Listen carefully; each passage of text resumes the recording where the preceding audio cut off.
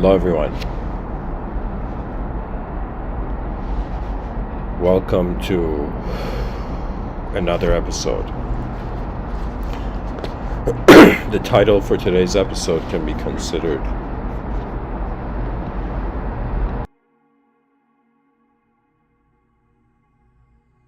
as Immortal Awakenings from Mortal Dreams, or From Mortal Dreams to Immortal Awakenings.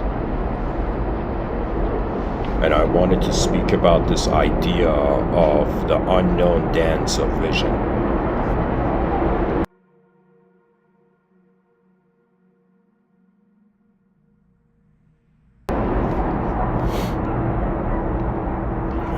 My notepad has 8% battery. I'm going to use it before it dies out.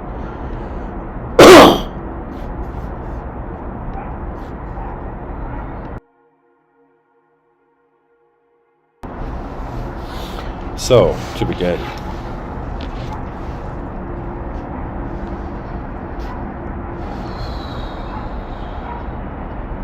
from mortal awakenings, from mortal dreams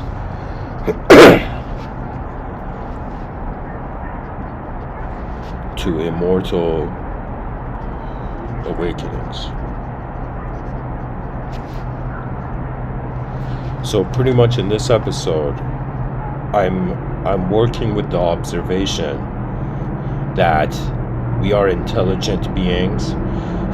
Our intelligence is leading to sight, and this sight is moving in known and unknown ways, pretty much. Usually when something moves in a known way, we consider it in the scope of our own free will.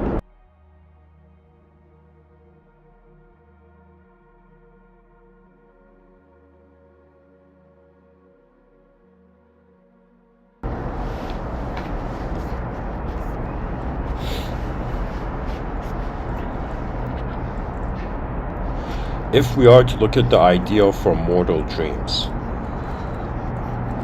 what is a mortal?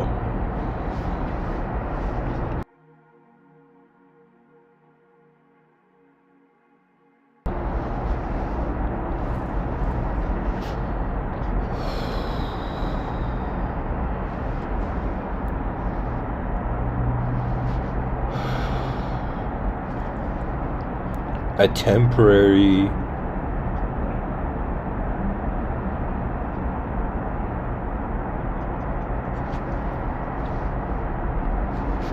energetic being.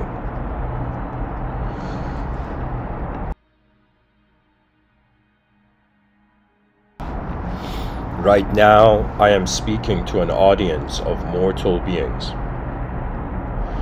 All human beings, regardless of what they have acquired and accumulated, realize that our physical existence has a time limit. And during this time limit, there is an opportunity to use our conscious will to direct the energy that we are.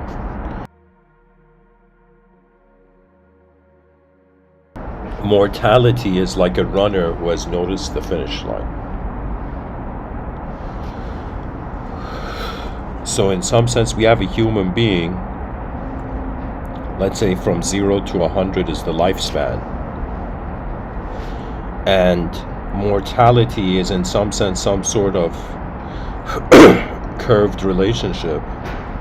And so we can use our free will to change reality into a different model.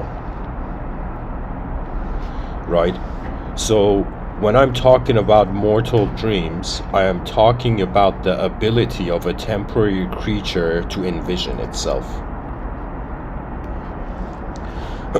Now, dreams can have different implication, right? So there could be two definitions here. One definition of dreams as in the dream state. Another definition of dreams would be in some sense ambition and vision.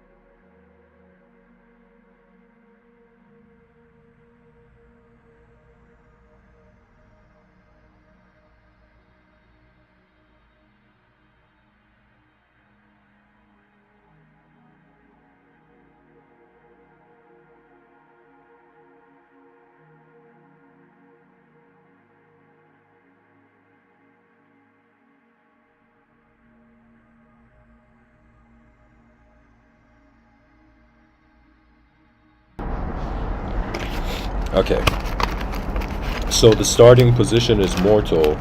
Our mortality is based on our biological existence.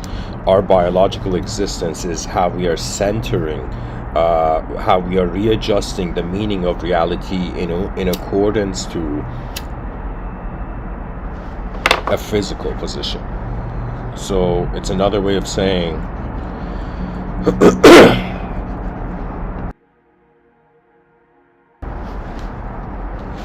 let's think of it this way, that human intelligence has a mortal capability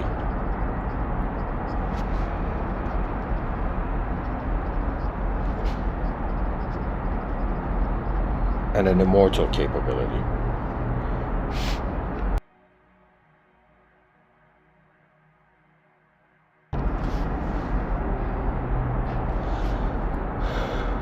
The mortal capability is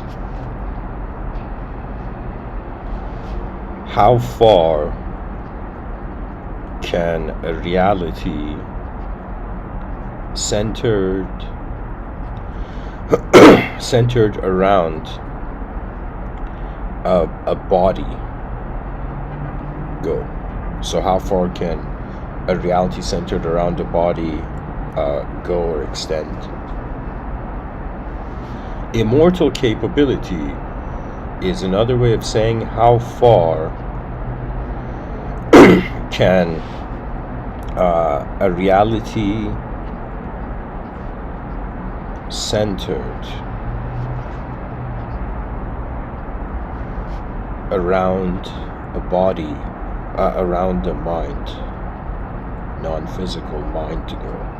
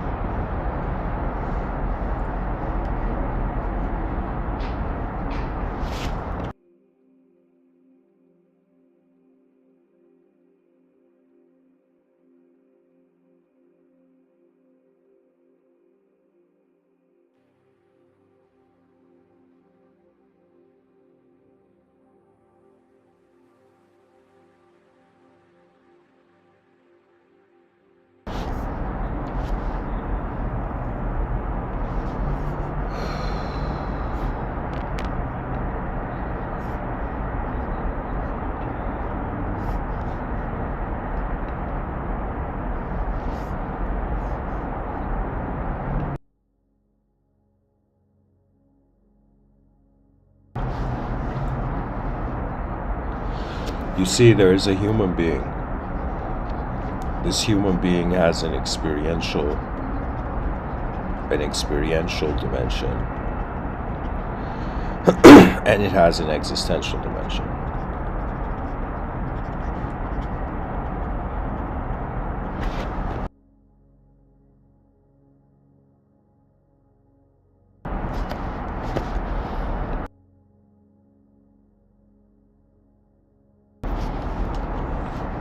The existential game is, what do we do with limited reality?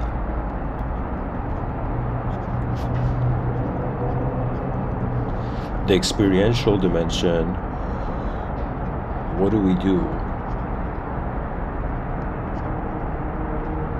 with limitless abstraction?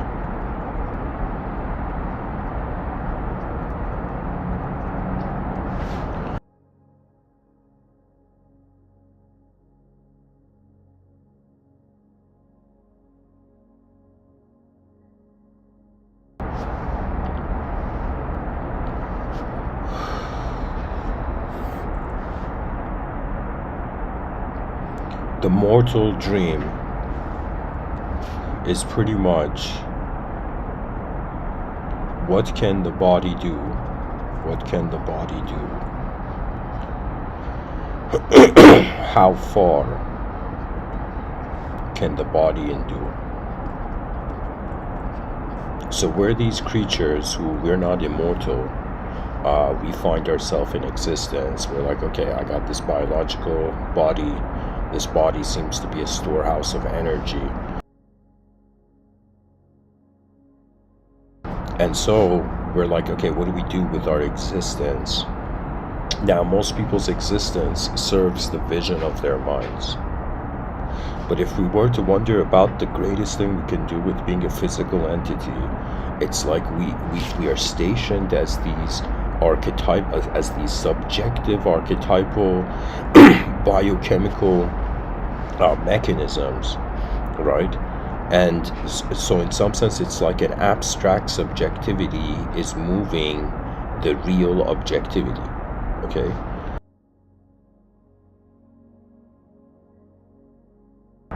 Now I think about it, if I was to wonder about the psychology of a mortal being, the psychology of a mortal being is dependent on its limits, right? But if I was to consider the psychology of an immortal being, right, that would be like a human being that has no fear of death. And if when there is no fear of death, there is no sense of loss, right? So in some sense, to wonder about the psychology of an immortal entity is to wonder about the psychology of something that is no longer an entity, right? So from mortal dreams to immortal awakenings, it's a suggestion of this temporary creature where its psyche is being based on absence and loss, to shifting to a sort of being that doesn't have a limitation. Right now, the biggest limitation to existence is that it will stop existing in the way it is, right?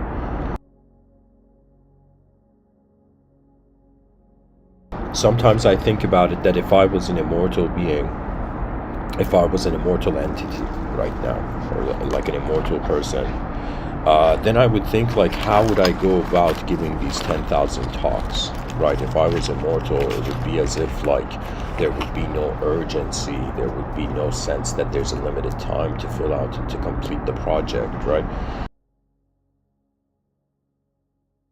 And if we were immortal, if we suddenly realize some deep core component to how we're being, it's like if we realize intelligence and energy are essentially so similar that in some sense energy cannot be created or destroyed, and it changes from form to form.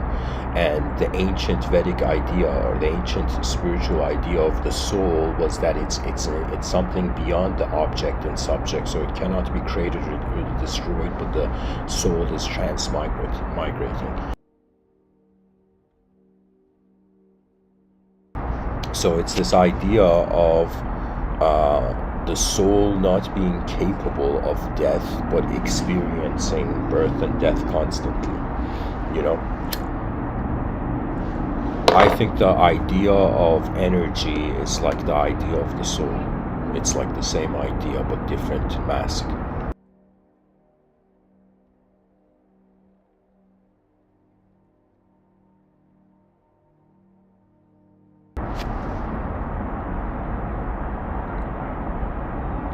So an immortal psyche would be an experiential dimension that is not temporary.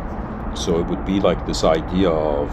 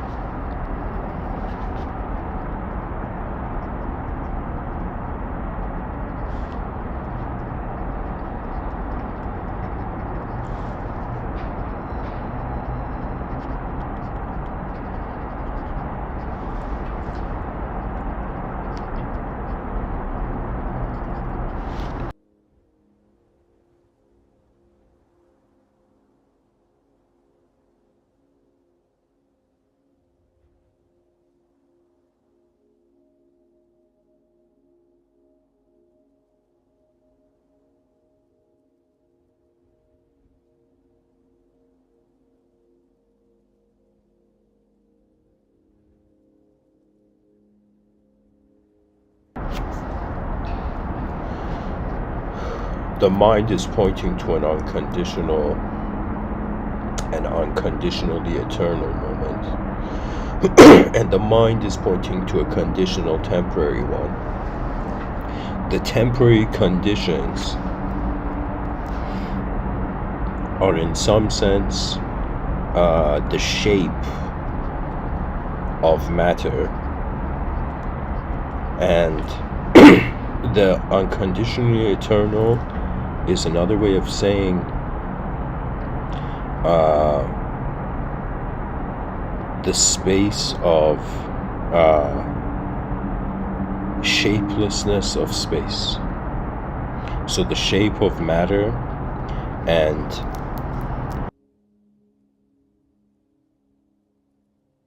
let me say it here, presence of space.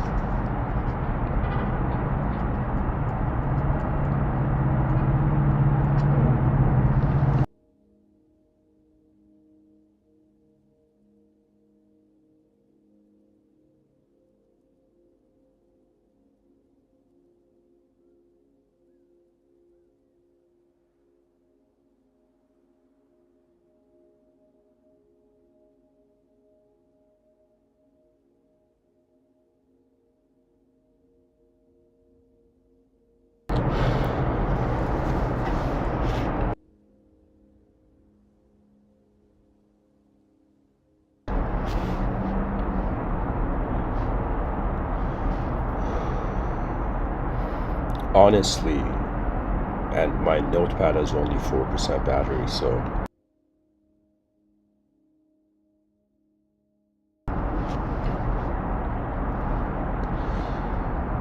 from mortal dreams means what sort of relationship a temporary being can have with its world.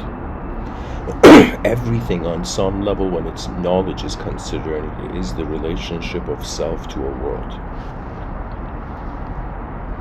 Our body is the self in the world, and our mind is how the world moves the self. So in some sense, the mind is how world moves self, and the body is how self moves world. To be an immortal, to have an immortal psyche would be a reason not to be a person. We think that human consciousness is just bound to humanity. We don't realize how many dehumanized states and dehumanized modes to perception there are. Right now, due to my biological existence and just how the ethnocentrism of my own conditioning and just how I have lived in this world, I am a humanized entity right now speaking to you. I am speaking to you as a human being. But when I wonder about the true nature of my being, when I wonder about what is it at the core of whatever I am that is being here, that is the presence of the moment, I come to realize that the truth of nature is not a self in a world or a world in a self. It is an unknown force, and it's as if this unknown force is moving in an unknown world, and at certain moments it's had a known relationship. So it's in some sense it's another way of saying something is moving before we give it description, before we pinpoint it in location. There is a force, an unknown force that every human being will notice, and they will establish some sort of relationship with. So most people usually go through religious means, or let's say through cultural context of spiritualism and whatnot. But for me personally, I've reached this point where spirituality is not, the concept of spirituality is not that interesting, you know. And the reason the concept of spirituality is not interesting, because spirituality is all about the realization of yourself. So imagine in a humanized context, the entity is like, what am I going to do with myself? But when you go into dehumanized states, you discover ways that the world is being before you were being a self. right? True spirituality is the realization that the world is alive. But let's say untrue artificial spirituality is the person is centering only the significance of the meaning of life on their self. You see, it's as if I'm saying that the species is enchanted by this next level story it's telling itself of how it's like a human being on earth, not realizing that this is a subjective replacement for actually an unknown way things are being kept. Knowledge was what a species did when it noticed the void, when it noticed that there's boundaries and limits to its intelligence and perception.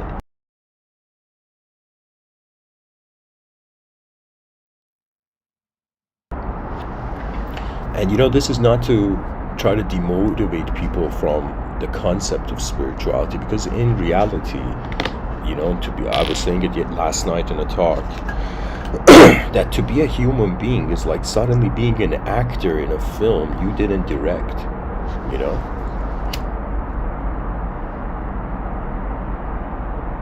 To unconsciously notice you're being a human being, but to consciously notice we're being a human being, at least the actor can control.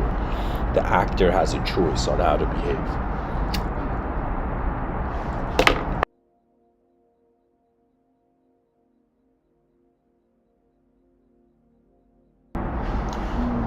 Being raised in a theocratical society, I've had the privilege of wondering about the idea of God from a very young age. And this metaphor that God is like a film director, even though the concept of God we can't partner any ideological position to an inconceivable source, but just to look at the religious, let's say how religion is coming across to the human mind, it's as if God is a director, the world is a film set, the human being is an actor, and this actor cannot tell the director what to do. This actor has karma, which is all the other things happening on the film set beyond itself, right? But it also has the karma of being able to act its part. So in some sense, God is watching an actor try to live up to what the director envisions,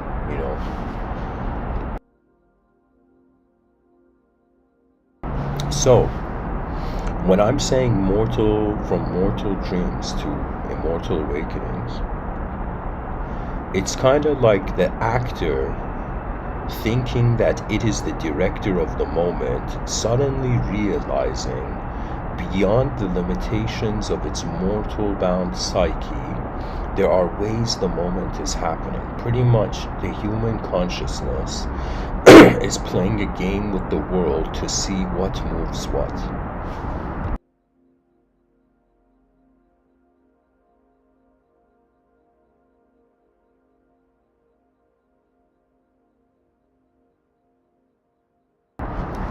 I thought for some time, why is the human species looking for truth? And then I realized we're lazy, energetic animals. Because we get tired, we want the absolute truth quickly. That means some people live on this planet, and the planet to them is like an answer. Like they're living inside an answer to a problem. But for me, to be alive on a planet is like to be in the problem, right? The answer is like the answer to a multidimensional dynamic system cannot be the certainty of one photographic dimension.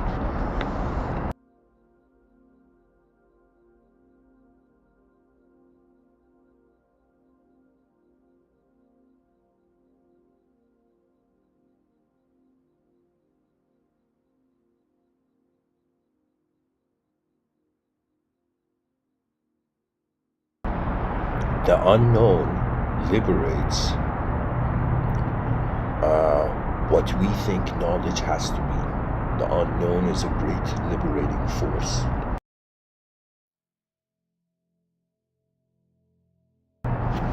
And because we as a species have forgotten our unknown life, reality doesn't make sense with just the known variables we have. you know. Imagine being a child that trusted the world and suddenly realizing that the whole species is lying to itself. Just this idea that we are living inside an artificial truth, to me, that's one of the most fascinating ideas the mind can interact with.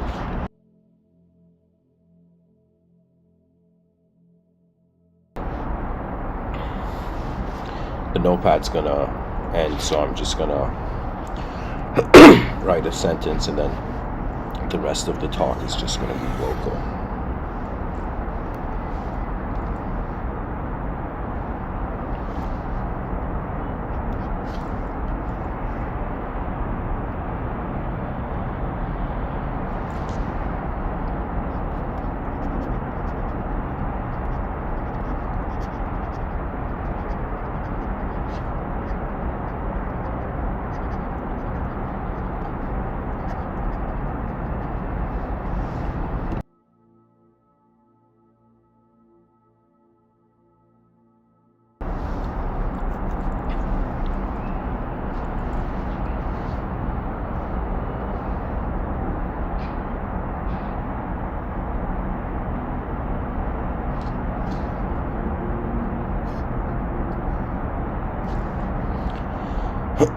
It's another way of saying limitless truth.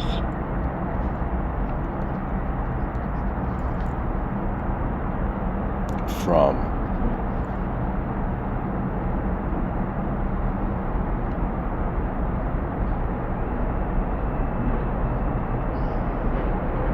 the limited artificial. Who knows, this whole time we could just be thinking that we're human beings and we're actually present interdimensionally beyond the conceivable human framework.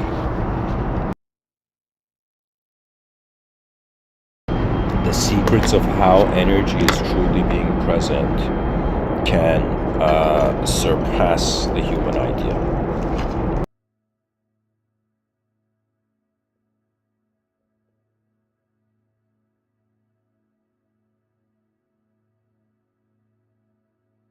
So really the title of this episode is saying, from an artificial limitation, we're going towards a limitless truth.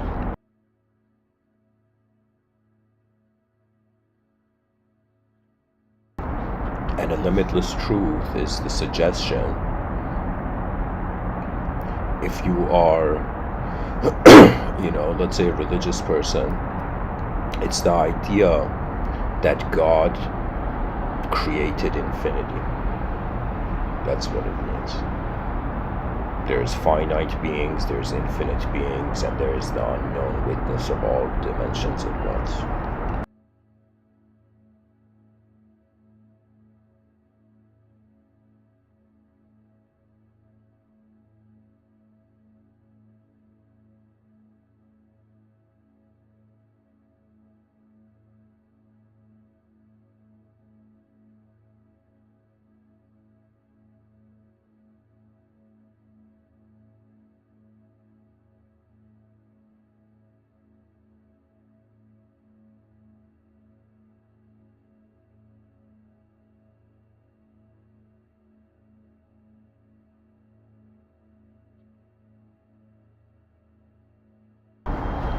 So anyways, I'm going to turn off the notepad.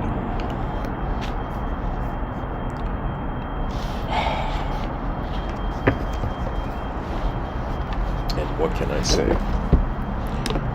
What can a mortal being say about mortality?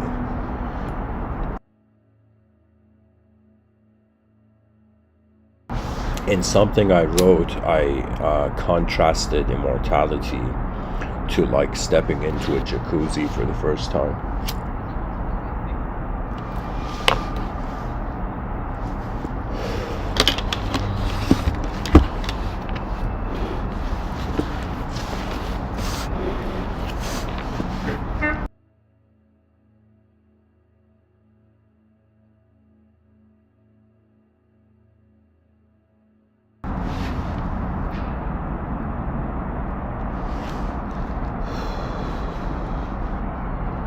And really, what is the ultimate dance of vision? The unknown dance of vision.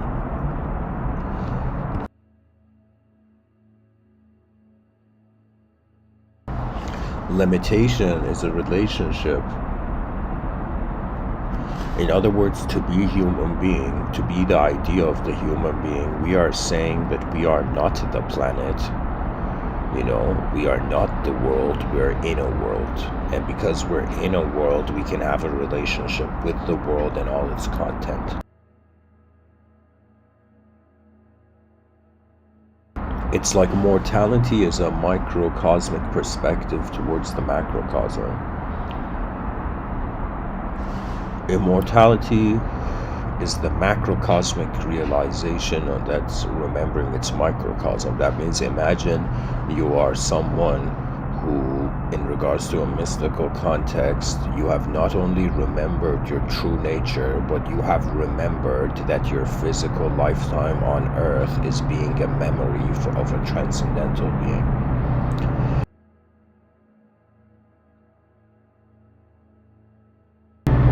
Giving these talks throughout the years, I have wondered about what is really going on in the mind that I have access to. And what I have noticed is that all of knowledge is preparing the intelligence to receive the unknown. Literally, existence is designed to project limited known ways of remembering a limitless presence.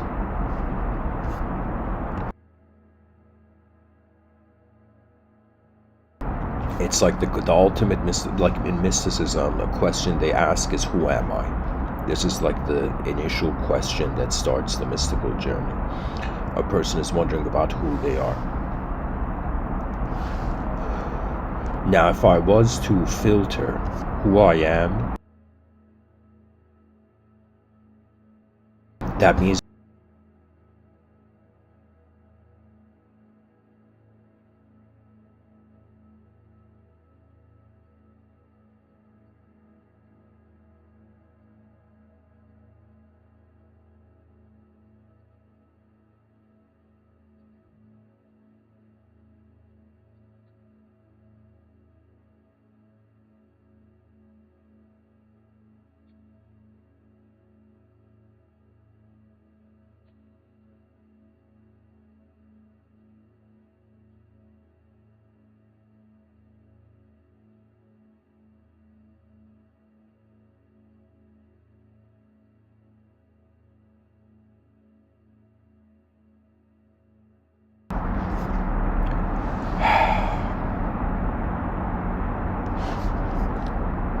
so let's say we wonder about the mystical question, who am I?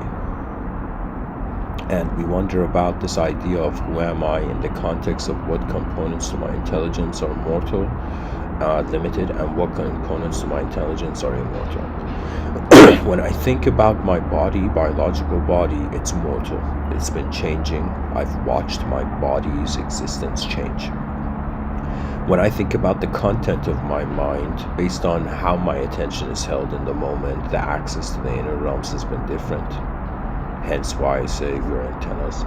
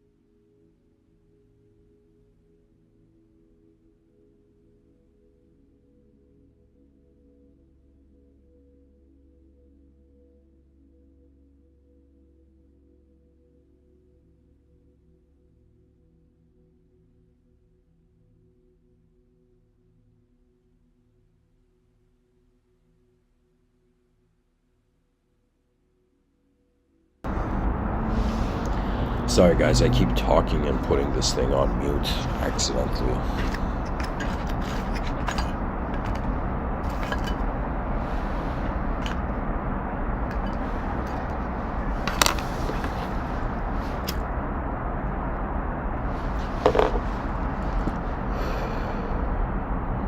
Body has changed.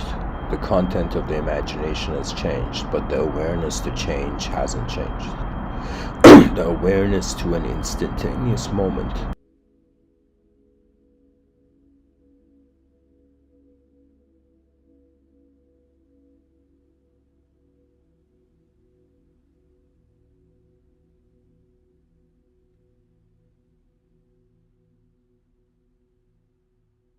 It's like there's an unknown witnessing presence of how attention is being the moment that has noticed all the ways reality has changed. And so a species that was scared of emptiness and convinced itself, bunkered itself, convinced itself to just live in an ideological system, is now awakening to the potential of its being beyond ideology. Dear humanity, the time has come where the idea of human is becoming one part of the spectrum of intelligence. There's many ways that intelligence moves and can move.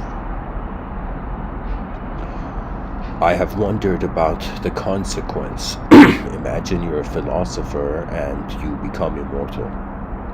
And when you become immortal, unlike all the philosophers, imagine the first philosopher to become an immortal philosopher.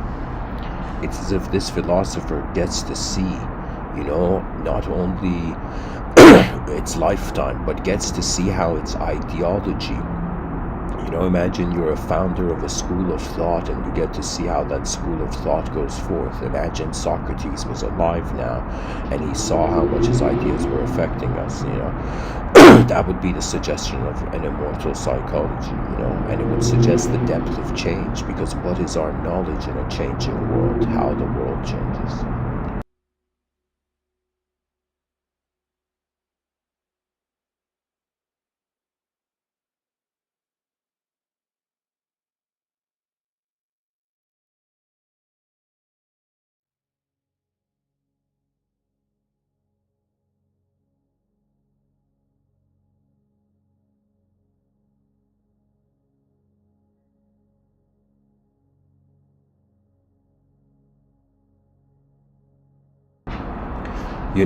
Just like our ancestors, they couldn't see how advanced the present is right now. Similarly, we can't see how advanced the future will be, but we can wonder about in what ways is it going to advance. And see, it's as if you look at what you have now and you wonder where it could go.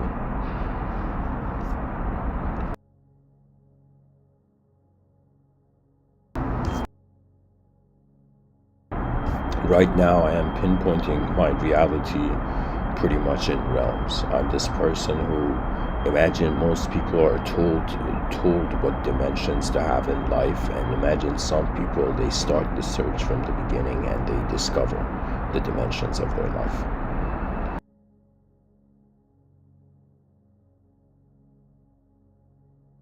As one human being among 8 billion, the dimensions of life that I have explored is that I am considering right now there's a visible existential life. It's like there's a visible life. That's my body.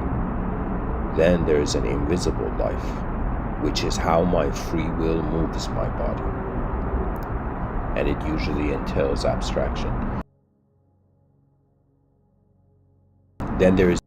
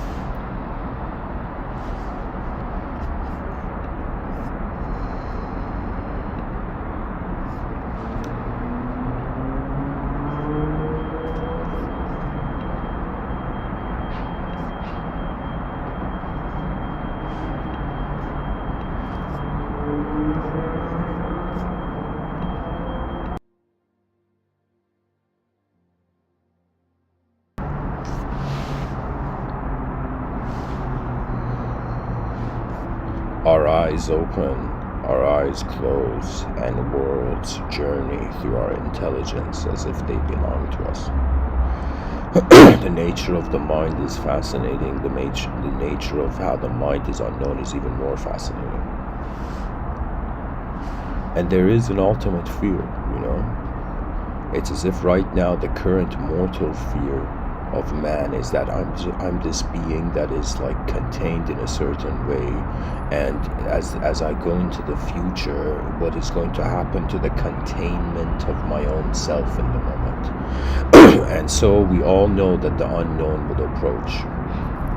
You know, the unknown will find us, will find everyone actually. That's the nature of existence, you know, that's the whole point of death, right? What is death? It's as if you experienced the known world and now an unknown awaits, you know, an unknown moment, a mystery, you know. The species is surrounded, you know. We're cornered into our knowledge by unknown mysteries.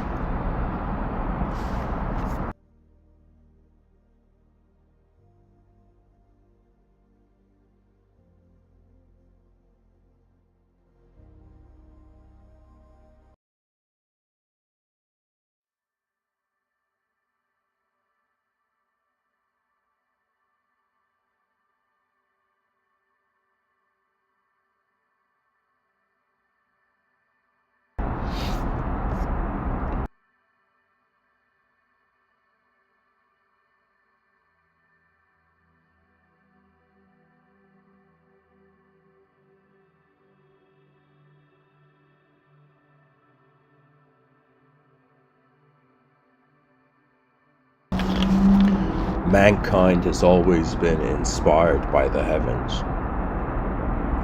Whether ideologically or non-ideologically, the human mind has not just noticed where it is, but has wondered about where it is going. And that's the thrill of life. We don't know. And can you imagine being such an honest being, you know, in an unknown world where for a moment you can be like, wow, it's not just the world that is unknown, I am unknown, and how the unknown moves in the unknown is knowledge. That is true, I would say, metaphysical insight, because it's about the relationship of invisible forces with visible matter, visible shape.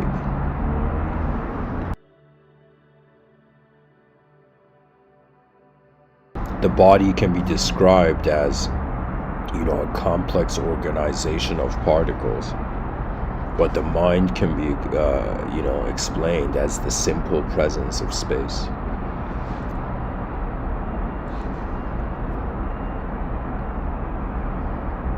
You know, imagine a person who fell in love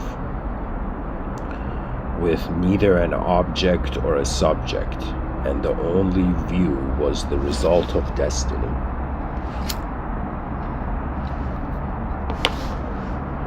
Poetically, the young soul wanted to fit in a world the old soul had already created one.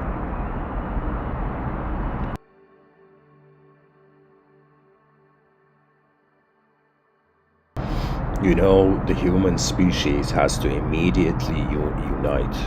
Why? Because there is challenges that require as much effort as possible.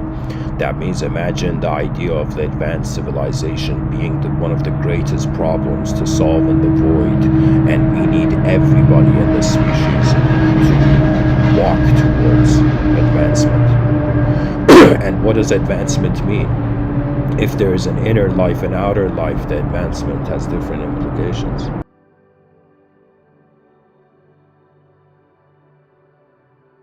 If somebody tells me what does an advanced body look like, I would say a body that has surpassed pain and pleasure and has found a contentment with a sort of immortal infinitude.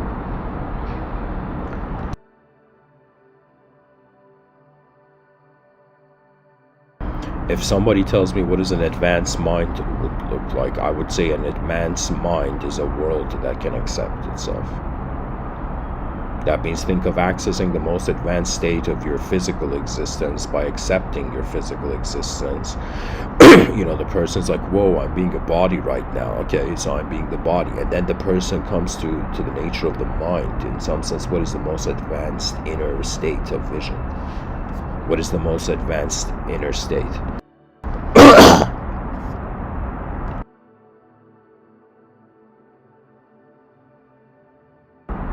Sorry, guys.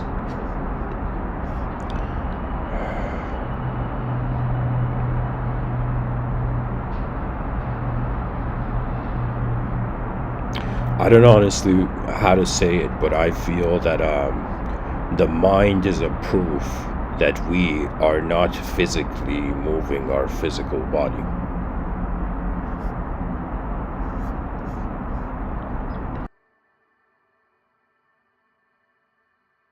As if the materialist is like, I'm not going to accept the idea of the soul, but the idea of the mind, yeah, I kind of have to accept that, right? The idea of the mind is like the last stand of the soul. If the unknown nature of the mind, honestly, we haven't had analytical philosophers this corrupt, right? To just seclude man in a zone of perception. To me, it's as if to think that the world is just material, to think that the world is just immaterial. It's like an ignorance. It's an ignorance of all the dimensions that, like great flowers, can be present in the same garden. You see, there are some beings whose stories monitor their minds, and there are some beings who their eyes have discovered an unknown view. When you realize the unknown, even the person, I would say, doesn't get interested in teachings, right? It's as if there is something no teacher knows, right? So what kind of student should be in a world where none of the teachers know something that there is, right? So it would be as if we surpass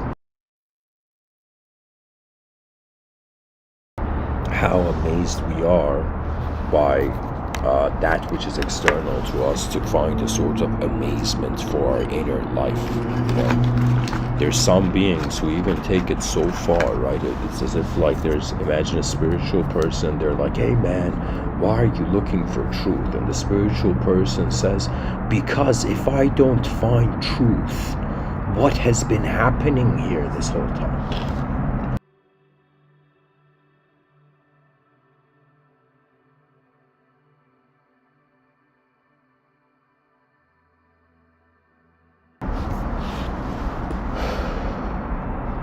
And the reality is that it's an experiential event. Life is never something that a concept could satisfy.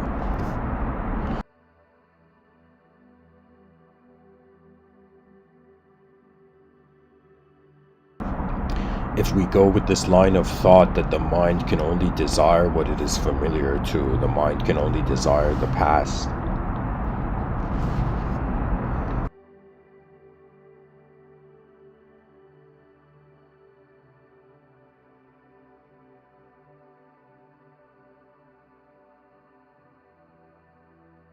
it's as if once we attain our desires, the mind is like, okay, I got to experience a mode of the past. But what about the future? That means as long as there are unknown new states, human consciousness will not be satisfied with knowledge. As long as the unknown is present, no knowledge is enough. And the greater mystical realization is that the actor needs to play its part.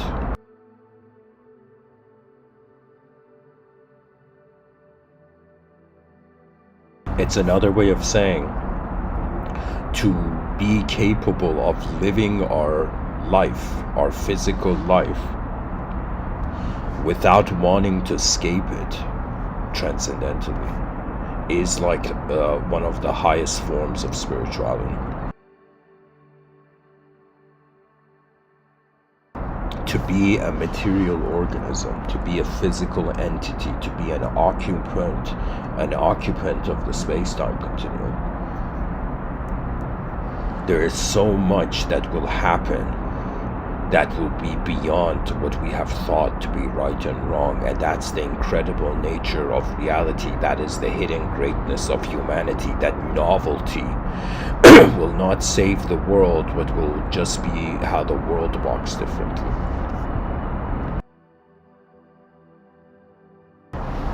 There's a hidden genius to the human species. It's kind of like the human species seems to be strangely protected from extinction until it actually performs its potential. So imagine there's a great actor on a film set, and the director is watching this actor, and the actor does a mediocre performance, and the rest of the crew are like, yo, is that a good take? Should we stop filming this scene? And the director says, no, there's more hidden within the capability of the actor, right? And so it's as if there is a potential within mankind, within the human being, that unless this actor performs its greatest act, you know, it's like existence continues, you know.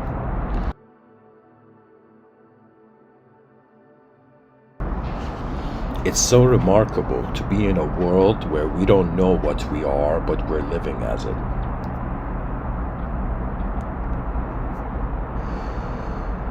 You know, it's like somebody who could ask God a question, imagine asked this question and said, God, why did you create existence? And imagine the answer is that so you realize that the greatest advancement for a creation is to trust its creator. Like, what are human beings doing? Where our bodies come from the earth, and the greatest thing that the greatest relationship that a biological organism can have with a biological creature can have with the world, a physical creature can have with the physical world, is to trust the physical world, right? The species is failing to trust reality because human beings are conditioned to behave artificially. And so when the memories are tainted with an artificial life, it becomes a sort of, you know, as if you're not living your real life, right? I think I would say this is one of the most intense emotions I've had, you know, at some points in my life. Then I realized myself as a creature beyond thought and language, and I was freed from every concept I've ever known. But in reality,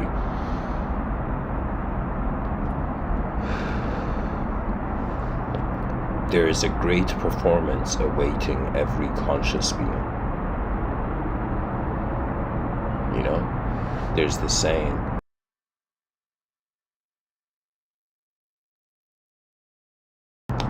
from the ancient world, where they would say when the child is born, the world laughs and celebrates, and then the child cries. But when the child is grown into a man, when the man dies,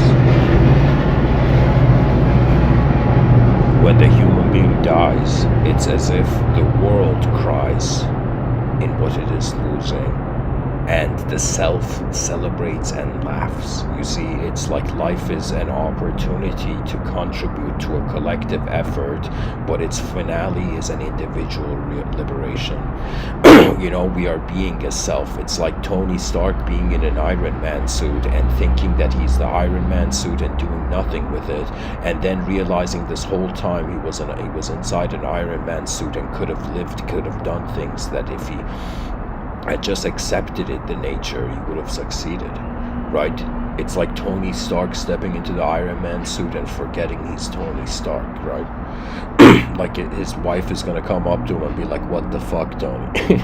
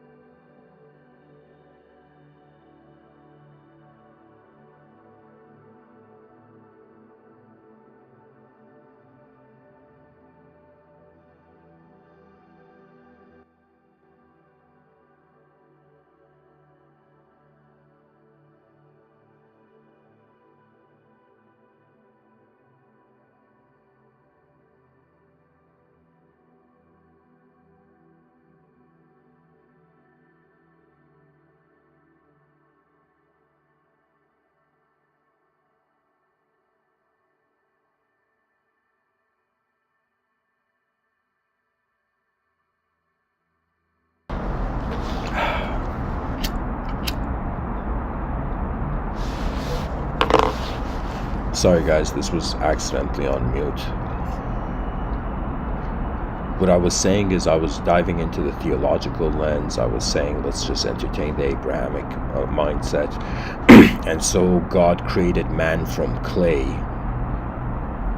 and imbued a spirit with his breath into man. That means gave life to man, and then told man in the Abrahamic tradition God told its creation to recite or say all the celestial names, all the divine names. And after it does that, God says, I want everybody on heaven, all the angels, to bow down to my creation. And then there's the whole rebellion story and all this. But the idea I'm trying to say is that God tells all, that means God created something, that everything in creation was, God created something with a worth that deserved everything in creation to bow down to it, right? I'm not saying this from the egotistical context of a human being acting like a god, like an evil human being thinking they're like the god and acting cruel, but I'm saying this in the context of man's intelligence is something that seems to be superior than poetically all worlds in the world, right? And the whole idea of the concept of the angel that did not bow, to God's creation, was this idea that there was a sort of divine doubt. For me, the concept of doubt in religion, that's the first time it arises,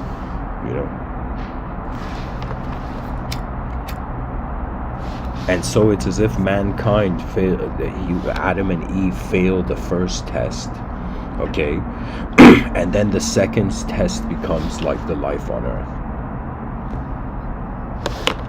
But my whole point is that there seems to be like a sort of demiurge archetype, like it's as if the fallen angel is trying to prove to God that we are not God's greatest creation, and at the same time God has certainty and faith that his creation already knows what to do, So it would be this sort of idea where there's a force in reality that doubts us, doubts our true nature, the truth of our nature, and there is a force that has brought forth our true nature, that trusts in our true nature. And so really, what sort of realization of mind does this theological context kind of provide, right? And it provides this realization that we are, if I'm speaking in a religious context here, for the theological context, as if you're a religious person taking the geometry of the religious story as the actuality. So the idea would be, in some sense, we are God's creation. That means it surpasses, the value system of heaven and hell. It surpasses good and evil. We are that great creation where all the angelic archetypes bowed except one, right? And that one wanted to be sure, right? That means it's as if the way we live our life, if you're a religious person hearing me, it's a way where, where whose conviction wins, right? Is it the inefficiency? That means, for me, simply said, honestly, when I think of God and I think of the concept of the devil, God, and the idea of the devil is inefficiency, God is efficiency. That's how I see it. It's like, for me, good and evil transformed, converted into efficient action and inefficient action due to the greatest awareness in the moment.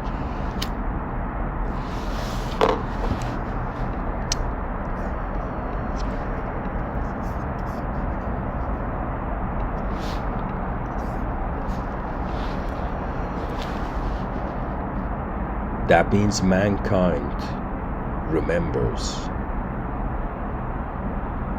or the species has reached a point where there is not enough reasons to stop it from its greatness. Greatness is another way of saying the eyes care to go as far as they can. A being is not great just because what they do, a being is great because of what they are.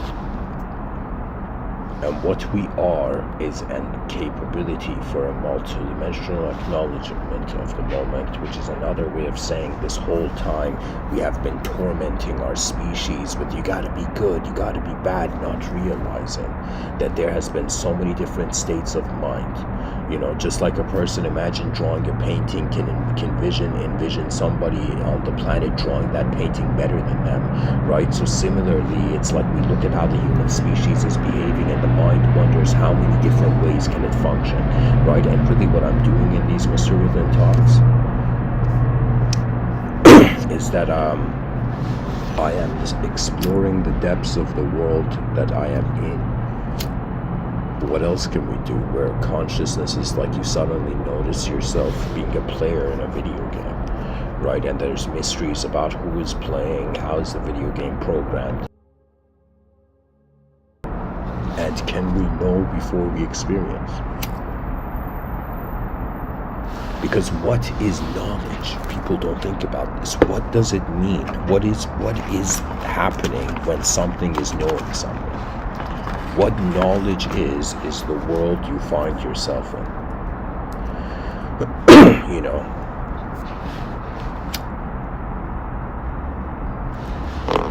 That means people are thinking about good and evil outcomes to the human species, and I'm here trying to think about what is the species going to do when it realizes that there's dehumanized states of mind. People don't realize this. If a human being is not treated like a human being, after some point, it's like there's a dissension of character, right?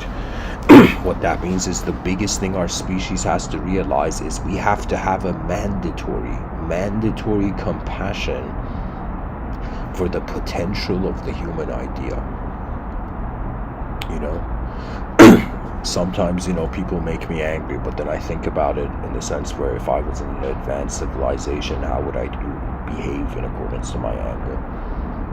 And I would realize that there is way more information in the moment that can change the shape and outline and the story of the moment.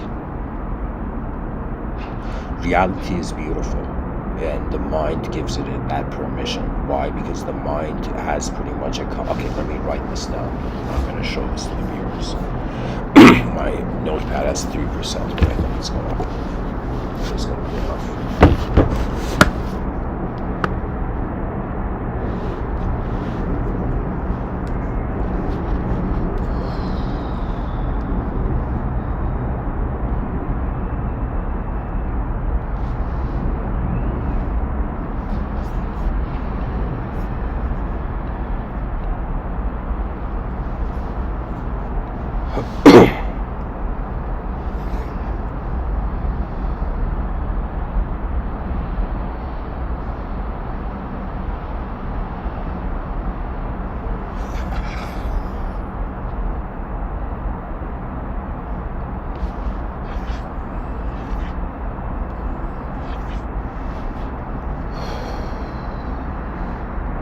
There we go. So, what I'm trying to say is we have like the human mind, okay? And the human mind divides between a concept and a context.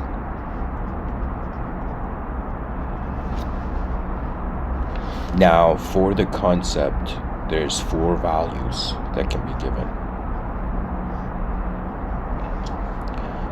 Similarly for the context, this is something I've developed, a system of thought I've developed that hopefully it will serve humanity well. So the human experience is divided between concept and context. Let's say this is the mind, okay? And there is 4 ways we can consider a concept, and 4 ways we can consider a context, okay? So not only is each branched out, but all the branches can interrelate with the other ones. A zero context is literally being sight in space. I mean, anybody's who, like, Like, if somebody was like, hey, Mr. Within, what does the experience of nothing feel like? And the experience of nothing is like you do nothing and the moment has no value yet. Stillness is nothing. Movement becomes something. So that we can have a sort of view that the concept is void. That means I could think of myself as a human idea, and that's like a human being, that's a concept, and I could think of this concept being empty, being hollow. I can think of this concept being singular. Okay, I'm an individual human being right now. Or I could think of it this way, that it's literally the whole world that's being here right now, not just the human being. So it's kind of like self-world, right? But the idea is that it's singular. So I should say either it's all being one world or it's all being one self. The choice is left to individuals to make. So the concept can be singular. The concept can be dual. That means a person can divide. Literally, duality is like giving wings to a moment, right? So we can, like a person thinking that the concept of good and bad exists, it's like they have two wings, okay? Even efficiency and inefficiency, these are all dualistic modes of perception. A lot of language is a technology, is an inner technology that is it is contextualized in duality. Okay, so we have to realize human knowledge is kept in duality. Anything that it tries to make human experience non-dual will suddenly see the backlash of knowledge, right? The retaliation of the intellect. And then we have the concept of infinity. I could be an immortal being right now. I could be an infinite being right now. The core of, I could be this energy that can never die, but in some sense, it's creation and destruction. It's just how, the eternal is changing temporarily to itself, right? There could be that view. But then there's the context where the person's not only myself is zero, void, singular, dual, and infinite, but the context, I could be in a world that is a simulation. It's like zero, it's hollow, right? Like this could be a hollow universe right now, right, at its core. Or the person could be, I'm in a singular universe, a hollow universe. An incredible episode from this show, I think it was called Love, Sex, and Robots. I think that was the name of this animation show. And there was an episode called Beyond the Aquila Rift. The concept of a hollow world is that implication. Okay? The context of a singular world is like, the world is everything. Everything is being everything, end of the search of truth. Like that could be one approach, right, to the context of the world. Another could be that there's more than one world. Like back in the day, they had this realm and they had the spirit realm, right? In modern times, for the secular approach, it's in some sense observable universe, unobservable, right? That means optical illusions have proven to mankind that we can experience the invisible, even though the invisible is not invisible. So perception has even limitations. It's like somebody's like, I gotta see it to believe it, and then they go to a magic show and they're like, I don't know what to believe anymore. It's like at first I wanted to see it to believe it, but now I am seeing that there's a limitation in my sensory sight of the magic show's reality, right? So this is very important to keep in mind. The concept has 4 possibilities of movement, and the context is 4. And if somebody says, Mr. Within, why are you using these 4 symbols? Because I realize that underneath the language and the stories that life is being based on, there has been a mathematical acceptance. It's as if the mind had to understand something mathematically, then it could consider separate letters, then it could consider a sentence. Do you see? It's like there needs to be a mathematical realization that there's a space between two. Okay? So, to me, all human ideologies, all ideologies till the end of time can be seen through these 4 categories. That means anybody can have literally these 4 categories lead to endless philosophy. Like what I've drawn here, each final branch of it is a philosophy. I'm telling you, so many philosophies can just arise from this one picture I've drawn here. And there will come a time where the species has to be like, what do we do with the concept of a collective mind? right? Because a concept of a collective mind is how the consciousness of the individual and the consciousness of the world are becoming inseparable. You know, it's like a yogi going into samadhi, right? In let's say in a mountain in India, is living a life where the modern world, like in 2000, like a yogi, experiencing non-dualistic union of how presence is being the whole moment before our idea, right? It's like that's an experience equivalent to, like, you can say 4,000 years from now, where the species advances beyond the language threshold and we no longer need to be objects or subjects. It's kind of like we're climbing this mountain where consciousness is not bound to the limitations of the body, but it's finding itself more limitless in accordance to identification with the world. What does this mean? This means that there's poetically a hidden evolutionary occurrence, right? I would say there's a hidden subjective evolution going on. And it's, you know, we've had poets like Rumi, you know, talk about it, how like the soul is jumping from being a plant, being a mineral, being a plant, being an animal, being a human, even jumping then to being like a supernatural entity, like an angel, and then jumping to a point where it becomes something no mind can ever conceive, you know.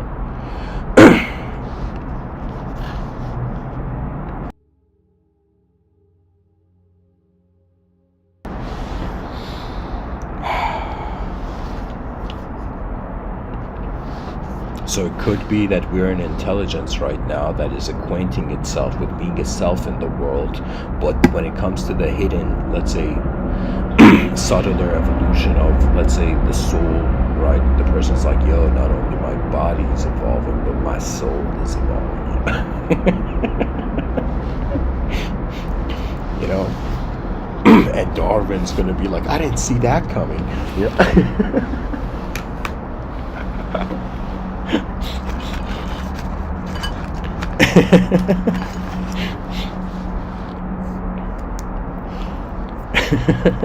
But really what it is I'm trying to say, if we took the approach of wondering not about a singular existence experiencing itself in a dualism, but we wondered about a multidimensional experiencer of a multidimensional existence.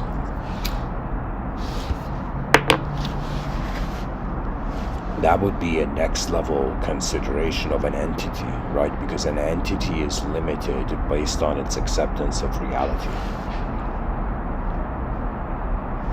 Literally what we do is it's like how our inner life has found freedom.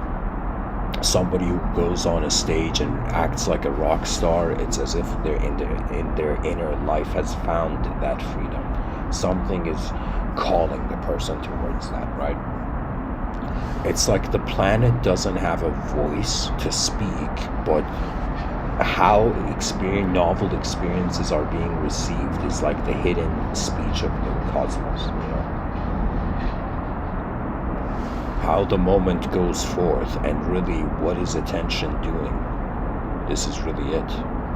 I mean, am I the only one concerned about 8 billion creatures that are conscious on a rock in the middle of nowhere, and what they do dictates the outcome of all of us, right? We have been caring for our individual dimensions, not realizing life is a collective event.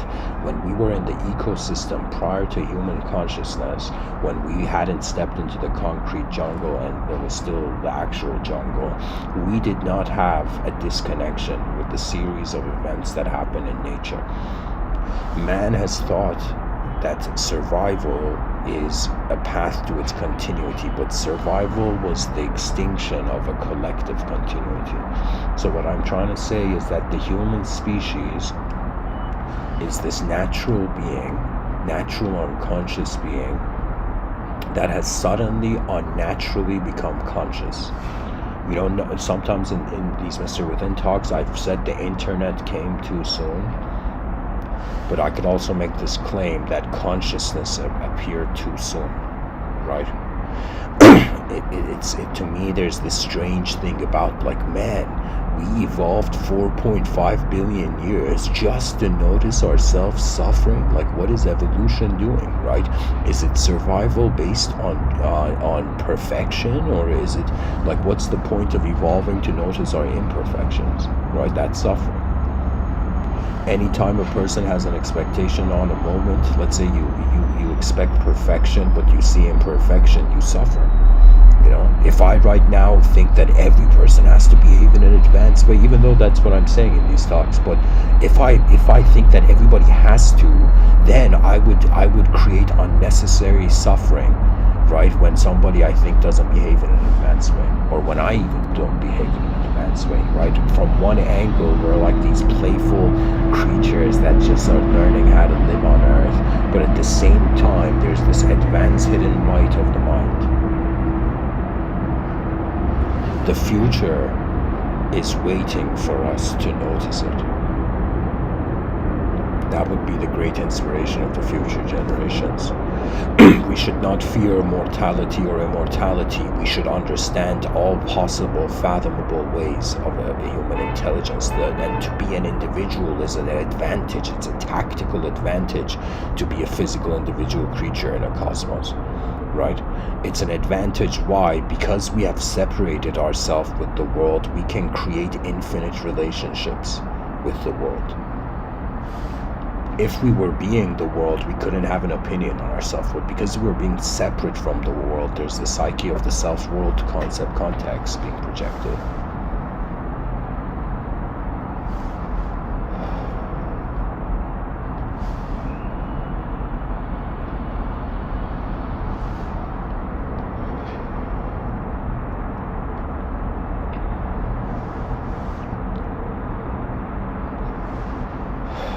To me, I feel that what tends to happen, and somebody could say, Mr. Within, this is your own bias, and I'll be like, you know, every person's biased in accordance with their DNA being different, but at the same time,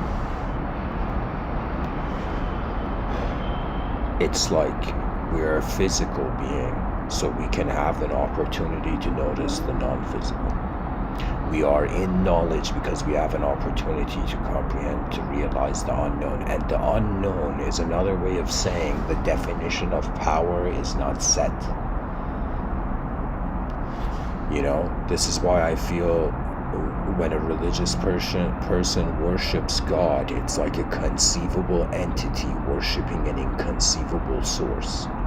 Like, you know, it's like a person praying to God is like an inconceivable, an emotion for the inconceivable, you know. I've had that moment, you know. I'm a person who, before meditation, I was introduced to the idea of prayer. You know, I have prayed for exams, I have prayed for my future self, you know. You know, I have prayed for the advancement of civilization 2.0. I've had many moments, but ultimately I realize that, do I want to set the truth of the moment as a temporary being, or do I want to, as a temporary being, watch how else the moment can be set? You know, it's like there's this urge in the human being to see all that it can be. There's a force, there's something within us that looks at the world every day and wonders what it hasn't seen yet. You know, it's like the unknown is pulling us out of, you know, our unnatural, artificial archetypes, right? The unknown is supreme. The unknown is sacred, right? I'll give you an example. I was watching this America's Got Talent, and this audition, and this person came and sang and closed their eyes, and they sang in a way where the whole audience was just silent. Why? Because something unknown, something unexpected was happening. Our excitement is based on the unexpected, but we're trying to survive in a conditional physical world only with the free will feeling it's in its expectations, right? Like right now, the country of Iran is a theocracy. There's a sort of ideological dictatorship taking place. Now, I've always thought, like, somebody who's dictating the mind of a nation, right? It's as if like there's the burden of realizing that the moment you choose one way, all the other ways have gone out the door, right? And for me, dictatorship is the sign of a scared soul. And let me tell you what I mean by this. Because if we truly believe in God, we don't have to force behavior. I mean, it's as if, does the person have faith in God, right? Or does the person have to do God's will, right? It's a completely different situation, right? You know, for me, it's as if was God so imperfect in its creation that mankind had to be ordered, had to be told what to do, right? It's as if God didn't create something that could know what to do. You see the difference? And for me, it's as if, when a nation is cloned into one ideological system, it's a very sad thing to see. Why? Because how many other ways could the world have moved? How many other ways? It's like thinking of World War I and World War II, and the number was like around, I don't remember exactly, but I think it was like 85 million people died, and I was just shocked. I was shocked, as if 85 million lives, how many of those could have been geniuses that would serve humanity? How many of those could have, in some sense, done things in humanity? Written the chapters of humanity, of history. For me, it's all really, what I get emotional about is when something is possible and it's not attempted. This is really... if there's anything I get upset about in this world, it's that something internally can happen, but externally it's not happening, and we're like, why?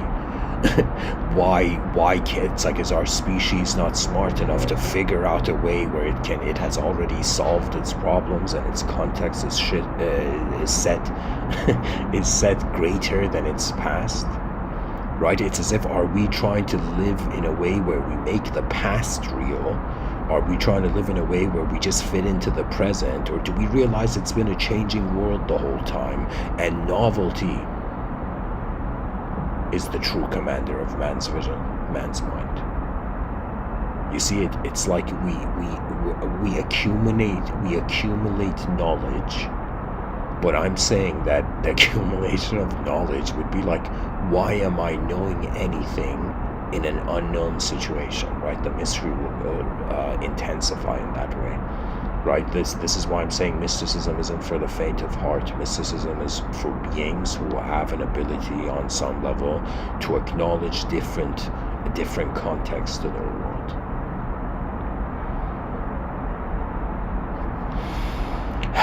Anyways, guys, thanks for listening. There's so much more that could be said about this idea. There is also this view that immortality is going to be dull, boring, and it's just not going to be human. And to be human is to appreciate the opportunity of a changing world, to be in a world.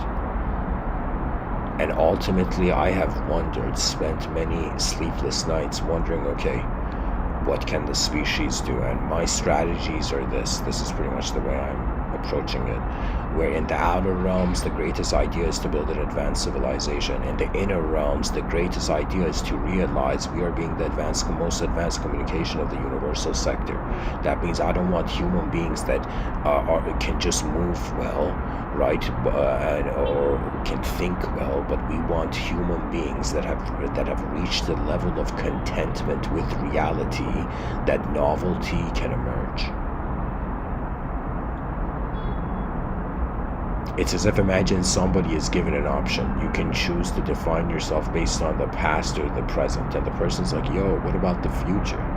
What if I want to define myself in accordance to the value my consciousness is set upon, rather than in some sense the value of what it has tunneled through? Wonder about your eyes. The mystery of worlds is within the moment. Thanks for listening, guys.